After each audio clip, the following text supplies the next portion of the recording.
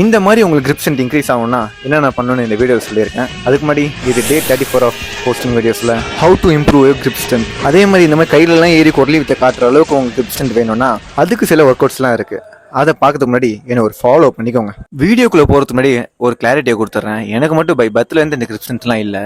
நானுமே உங்களை மாதிரி grip strength இல்லாமல் ஒரு புல்லப் கூட எடுக்க முடியாமலாம் இருந்திருக்கேன். அதே மாதிரி புதுசாக நம்ம இப்போ டெட் லிஃப்ட் பண்ண ஆரம்பிச்சிருக்கோம். என்னோட ஸ்ட்ரென்த்தை கெயின் பண்ணுறதுக்கு இதுவும் ஒரு சாய்ஸ்னு எனக்கு சில பேர் ரெக்கமெண்ட் பண்ணாங்க. அதனால இதையும் சூஸ் பண்ணிட்டேன். சரி, ஒர்க் அவுட் குள்ளே போகலாம். ஃபர்ஸ்ட் எடுத்தோடனே டெட் ஹேங் தான் பண்ண போகிறோம். 30 to 40 செகண்ட்ஸ் ஹோல்ட் பண்ண ட்ரை பண்ணுங்க. முடிஞ்ச அளவுக்கு செகண்ட்ஸை இன்க்ரீஸ் பண்ணுங்க. அது ரொம்ப ஈஸியாச்சுன்னா இது கொஞ்சம் அட்வான்ஸ் லெவல். கிரிப்பை சேஞ்ச் பண்ணி ஹேங் பண்ணுறது. நெக்ஸ்ட் டவலை வச்சு ஹேங் பண்ண போறீங்க. சேம் தான், ஆனால் மிலிட்ரி புல்லப் எப்படி பண்ணுவோமோ அந்த பொசிஷனில் ஹேங் பண்ண போறீங்க. இதுலேயே புல்லப் கொஞ்சம் advance level. Next 5 kg plate எடுத்து அதை மாற்றி கேட்ச் பண்ண ட்ரை பண்ண போறீங்க. அதுவுமே நல்ல கிரிப் ஸ்ட்ரென்த் கண்டிப்பாக. அப்படி கேட்ச் பண்ண முடியலன்னா ஹோல்ட் பண்ணிக்கோங்க. அப்புறம் என்னோட மசில் ஒர்க் அவுட் பண்ணி இதனால முடிச்சுங்க. நாளைக்கு பார்க்கலாம். Just chill bro.